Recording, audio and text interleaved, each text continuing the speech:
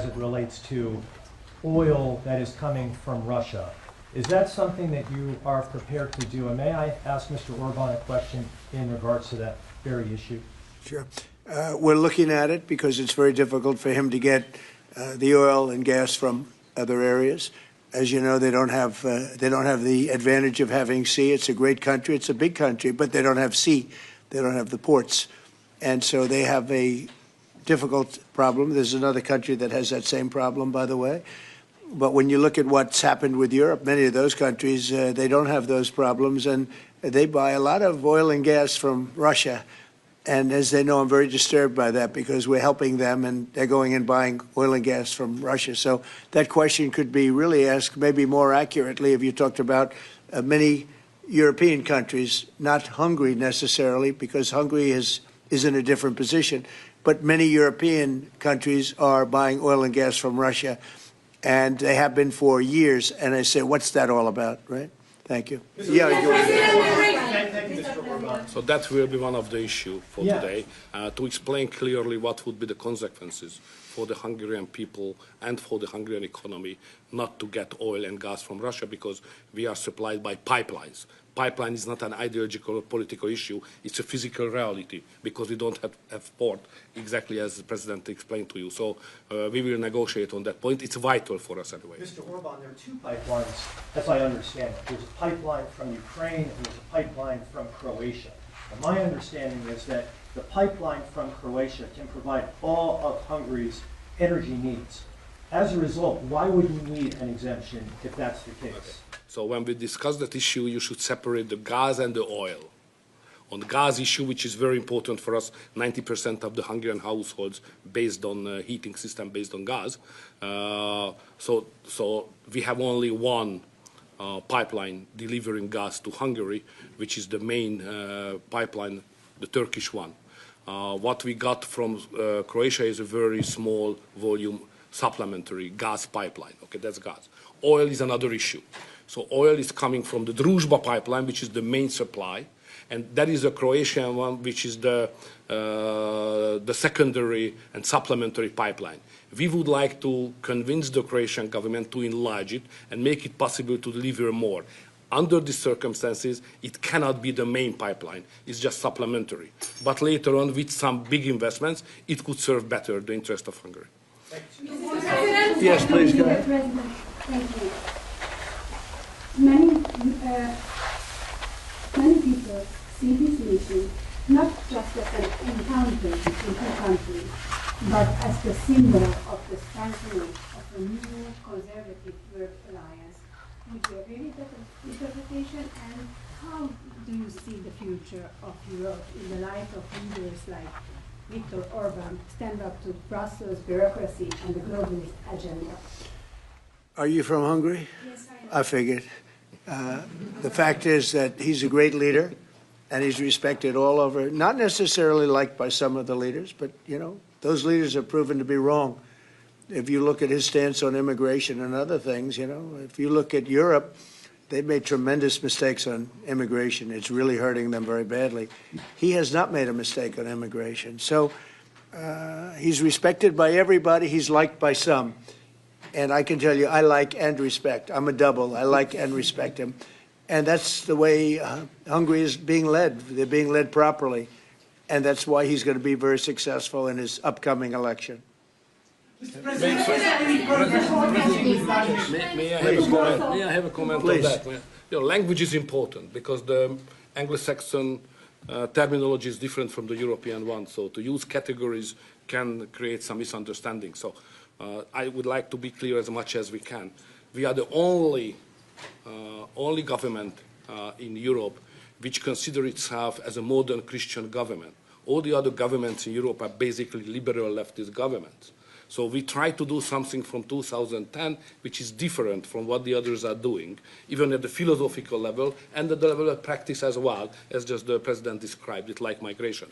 So we are kind of a special island of difference in a liberal ocean in Europe, and we consider ourselves as a modern Christian government. That's the proper category to describe what we are doing. To both of you. To both of you. To both of you. Would that happen in We're talking, but we'll report on that later. Meetings with Putin. We were talking about that with Viktor. He understands Putin and knows him very well. And I feel that, I mean, I'm going to let you say what you think, but I think that Viktor feels we're going to get that war ended in the not too distant future. Viktor, do you want to talk about that? Well, I'm strongly convinced. So the question is whether we Westerners are unified or not. The problem is that the president has huge peace efforts, which are just splendid and very positive for the European continent and all the peoples of Europe. But at the same time, we are not unified because Brussels and the Europeans have a different approach to the war. So the only pro-peace government is the United States government and the small Hungary in Europe anyway. All the other governments prefer to continue the war because many of them think that Ukraine can win on the front line, which is a misunderstanding of the situation. So it's a complicated issue. We will discuss it. It requests not just 2 minutes to respond to your question, but rather than our lecture. Sorry, not to continue more. To both of you. To both of you. So you would say that Ukraine cannot win that war? You know, miracle can happen. Yeah, that's right. To both of you. Will there be a peace summit? Thank you, Mr. President. What is your message to the EU? Because from Hungary and the EU want to impose their war policies on Hungary. What is your message? Well, I think they should respect Hungary and respect this leader very, very strongly because he's been right on immigration. Look what's happened to Europe with the immigration. They have people flooding Europe all over the place, and it's hurting it. It's the crime rates are way up. A lot of bad things are happening. His crime rates are very low. They're the same as they always were, which is very little crime, because he's kept it the way it should be. Europe, I mean, I don't want to go into individual countries. They're all friends of mine, everyone. As you know, in NATO, they voted to go from 2% to 5%, and you know that nobody thought that was possible. And we had just about almost, other than Spain, a unanimous vote. No, I think that I think they respect him a lot. They don't agree with him, but actually, inwardly, I think they probably do agree. He was right on immigration. They were wrong. They are flooding Europe with people from all over the world, and Europe is becoming a different place. And I tell the leaders all the time, you better stop or you're not going to have Europe anymore. It's a very dangerous thing they're doing. May I have a reflection on that? So on migration issue, just for clarification, in Hungary, the number of illegal migration is like that, zero, because we have a crystal clear system. If somebody would like to come to Hungary, first he should ask for that. If you give the permission, they can step in. Nobody can step on the territory of Hungary without having a permission from the Hungarian authorities. This is the regulation, simple, while working. What is the consequence of that? We are under sanctions, financial sanctions of European Union, because we don't let the illegal migrations to come to Hungary and to the European Union as well. So we have to pay, just to inform you, we have to pay every day €1 million as a punishment to the Brazilian budget, because we stop the migrants. This is the absurd world we are living now in Europe. Mr. President, to both of you. Go ahead, please. Bill? Yes, Thank go you ahead. so much. Thank you. I'd like to ask what do you think, what do you believe after this meeting? Can you have maybe, or the European Union will have another opinion about, just because of this penalty, another opinion about Hungary because of the immigration and because of this kind of politics, which is not that strictly as the European Union directs. What do you believe? Yeah, where are you from? I'm from Hungary. Okay. I do have that conversation with them, and I respect and like them. You know, they're all friends of mine. I think pretty much every single leader in Europe is a friend of mine. We get along really well. They've done everything I've asked them to do with NATO, etc. The only thing they continue to do is buy oil from Russia. That's not too good. But I told them they should respect this man. They can also learn from Viktor. Viktor has had a very hard stance on, more than anything else, immigration or even illegal immigration. He literally has accepted no one over the years. Think of how much greater these countries would be if they didn't have the tremendous crime that has come in with the immigration. people just flowing into Europe. They've got to stop it. And not only stop it, they have to reverse it. They have to get them out. We've done that here. We have 0 people coming in now. The borders are closed. We take people, but we take them legally. But we've done it very strongly, and we're moving hundreds of thousands, millions of people out. We had, of the 20 million people, 25 million, nobody knows even what the number is. They never knew. Biden had no idea. He had no idea. I don't believe he had any idea what was happening because he wasn't about open borders.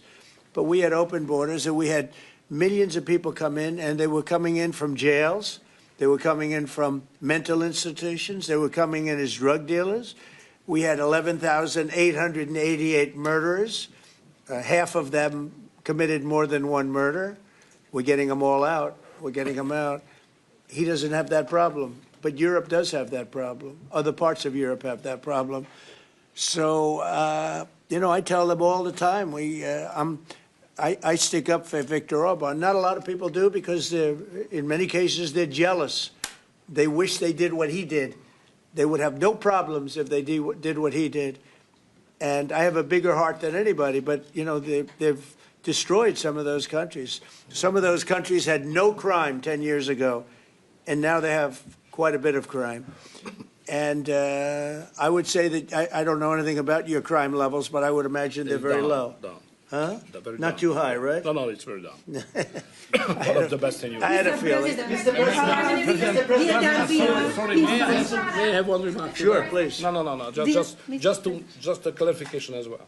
I'm not here to ask how President Trump to manage my conflicts or our conflicts with the European Union. This is our matter, so we will do it.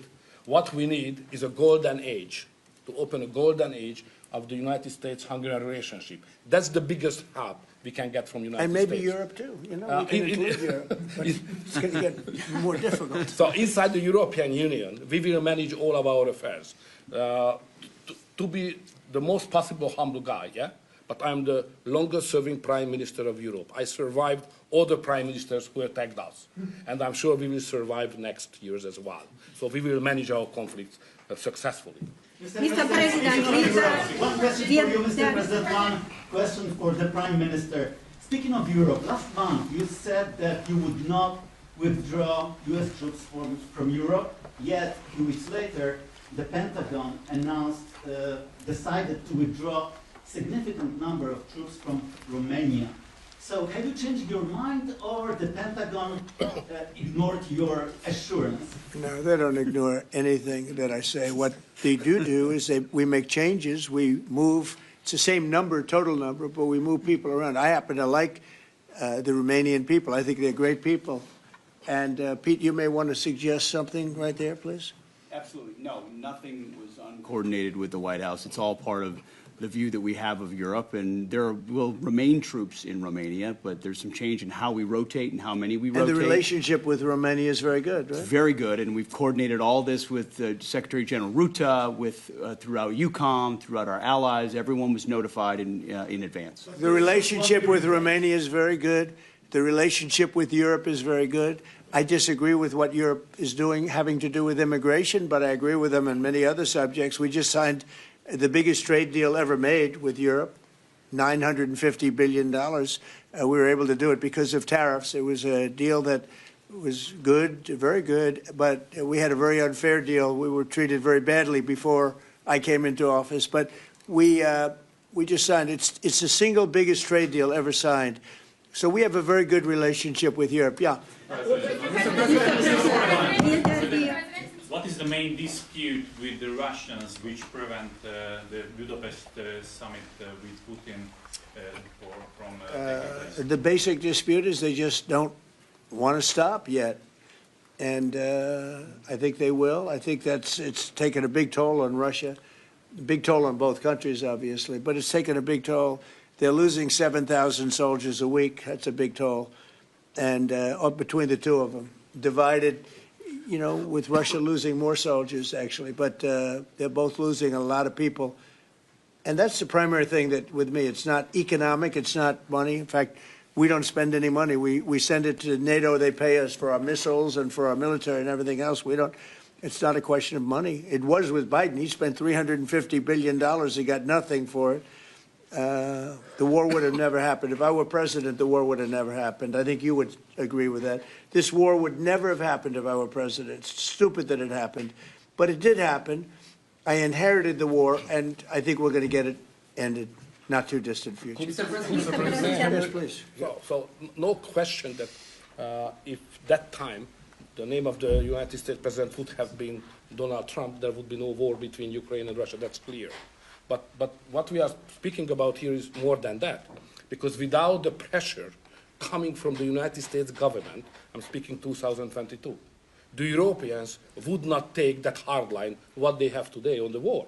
Remember that big countries of Europe rejected to be involved more than just sending some, humanitarian issues. So the pressure coming from the United States to be more pro-war in Europe. So that's the fact of the history anyway. So we have to restore something which was ruined and created from here, and that's the reason why I understand absolutely the devotion of the president now to do everything to stop the war, because that would be not that deep without the previous government pressure from here. So the reason why I'm here to be as much as helpful I can to contribute to the peace efforts of the president, because that was an enormous mistake what we have done, the Western world several years ago, and we have to stop it, and it's common responsibility. Biden actually pushed for that war to happen.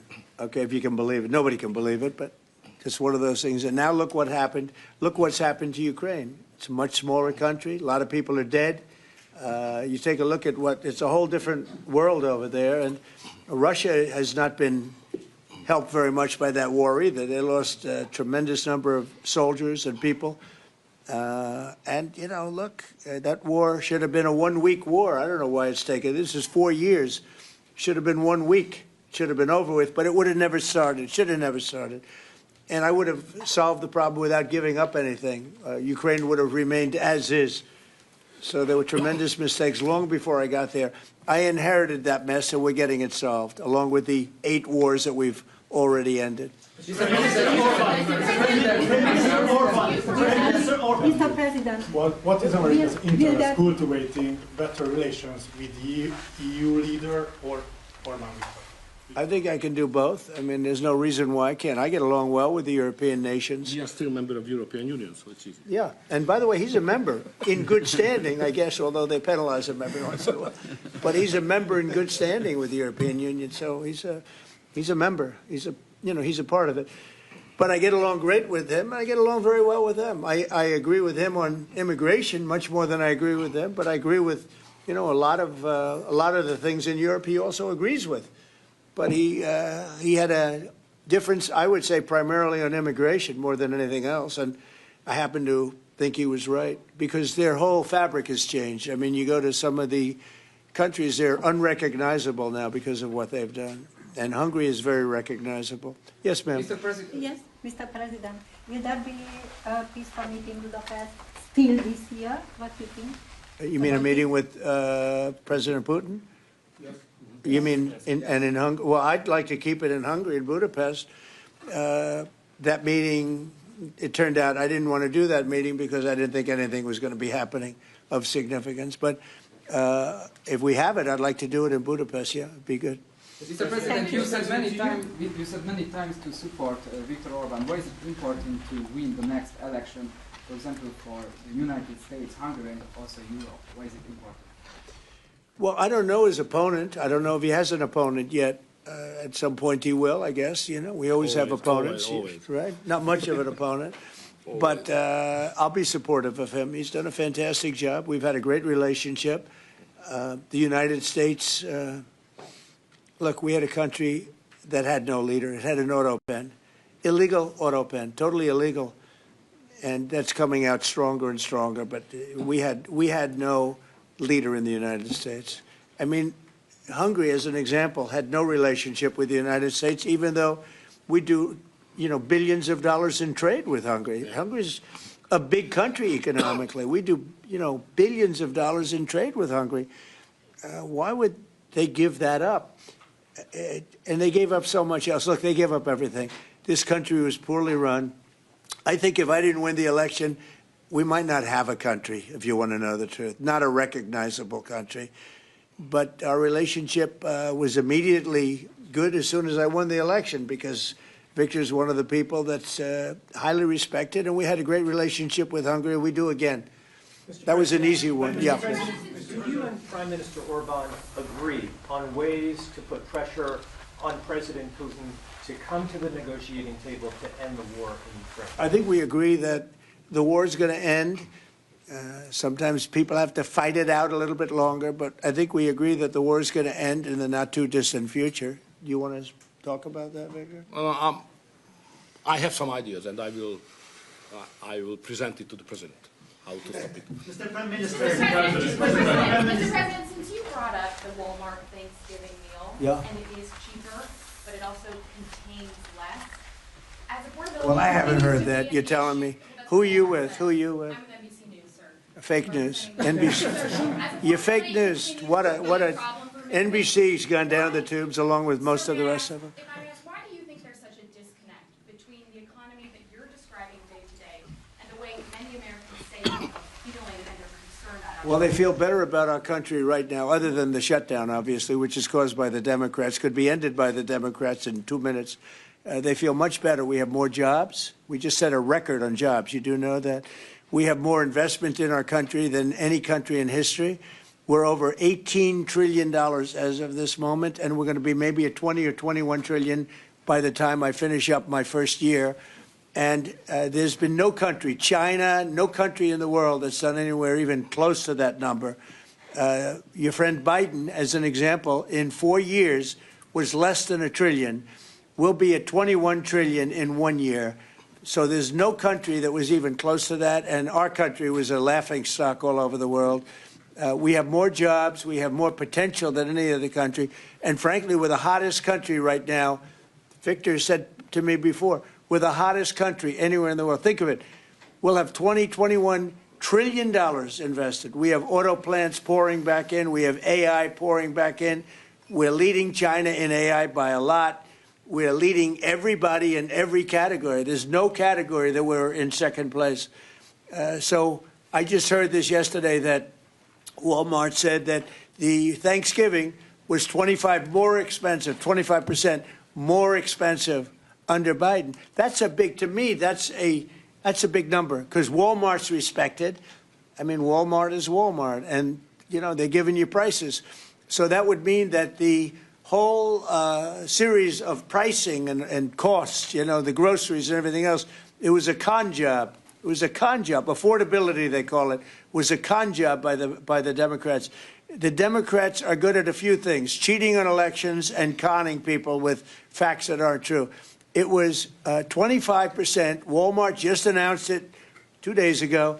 25% cheaper this year, will be cheaper to have Thanksgiving than it was a year ago under Sleepy Joe Biden. You say that affordability is a con job, as you put it. Say it. You said affordability was a con job, and you didn't want to. You said last night you didn't want to talk about affordability. I talked about it. When did I not want to talk about it? I talk about it all the time. We are much better than Biden and all of them.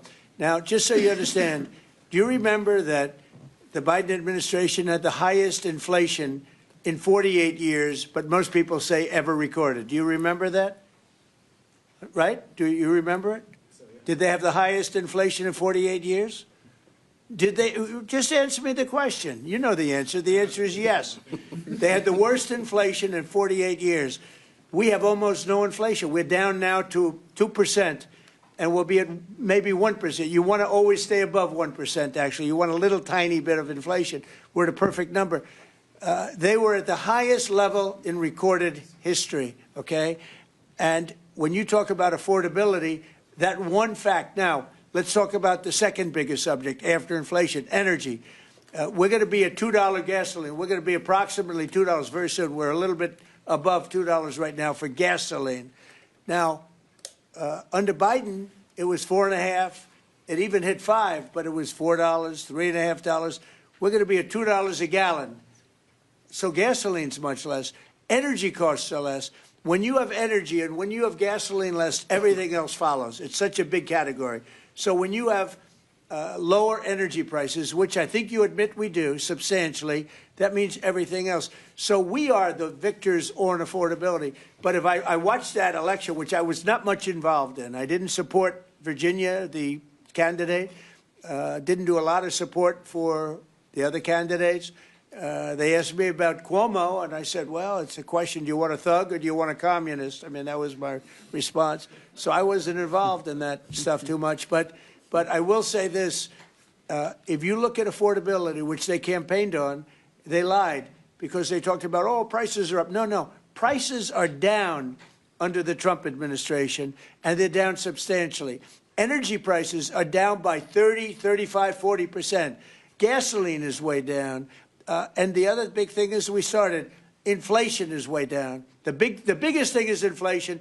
The second biggest thing is energy.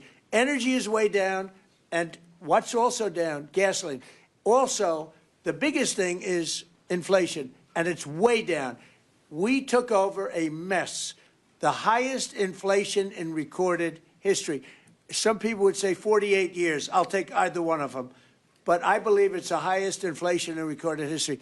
That alone makes it impossible for them to have done a good job affordability-wise. So one other thing.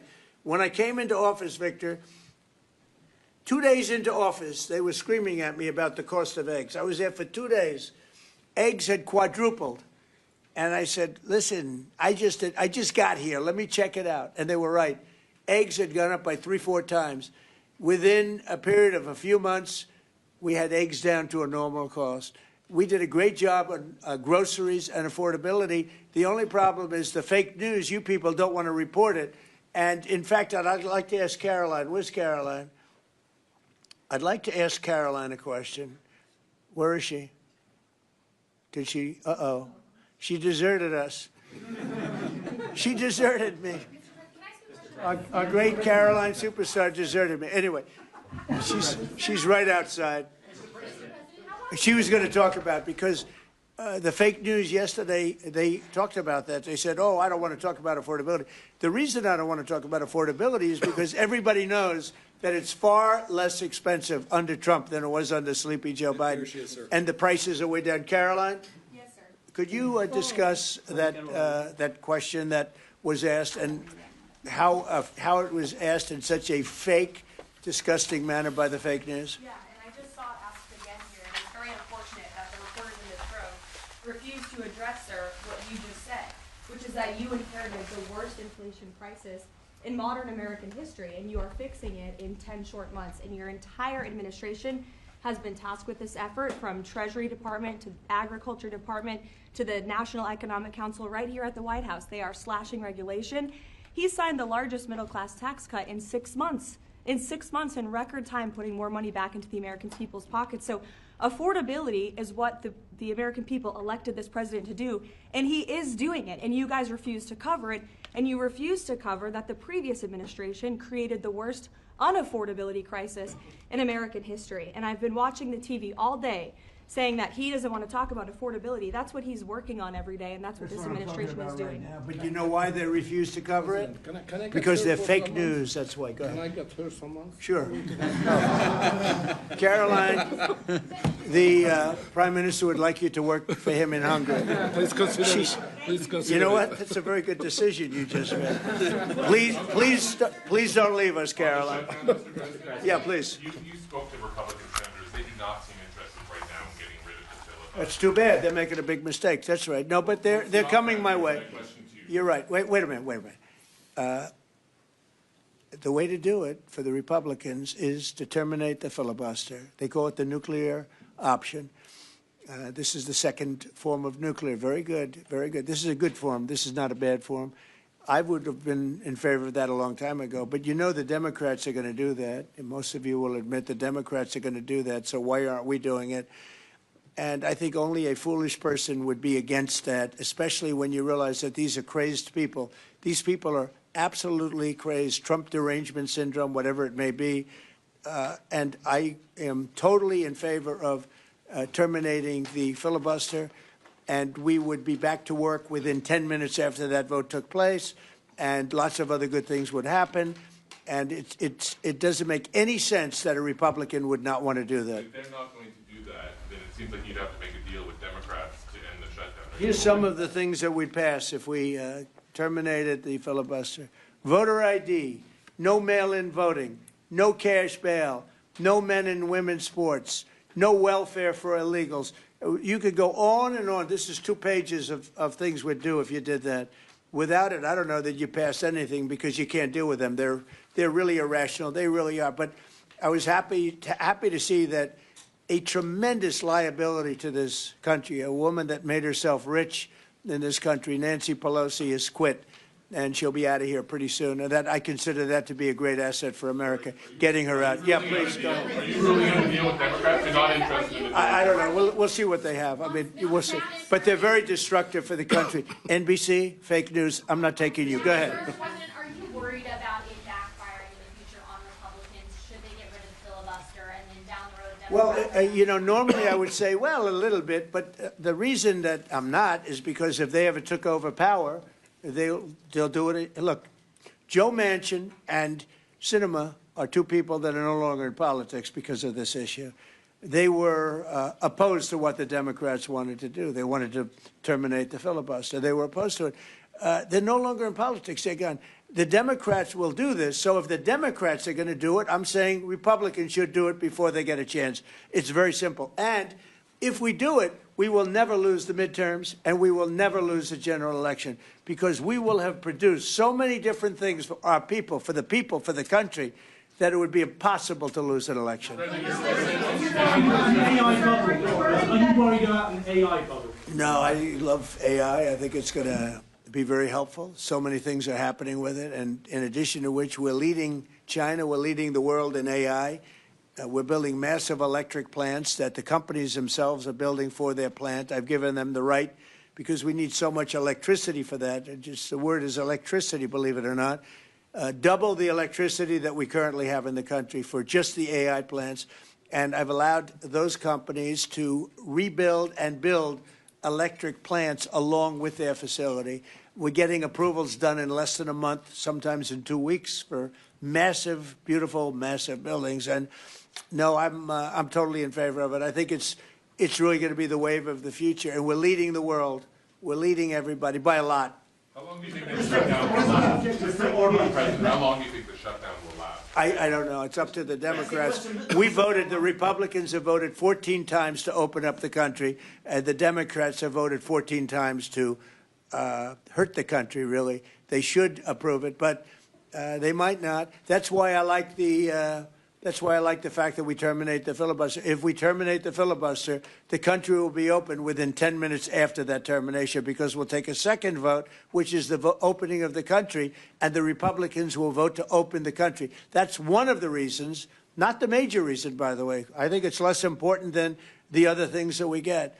But if we terminate the filibuster, the second vote that we will take will be to open up the country. It'll take 10 minutes, and the country will be open. Is there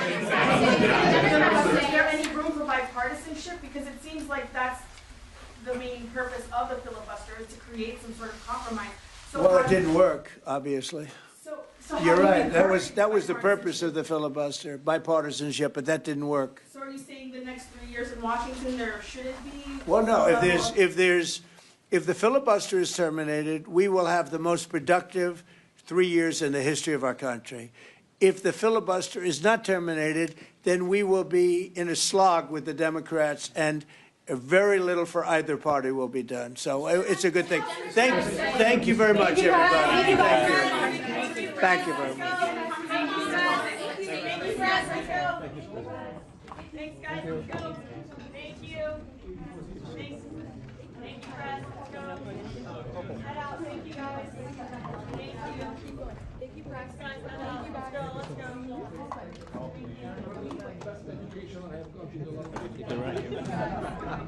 When you can say that now, that's golden. We should introduce that format at home.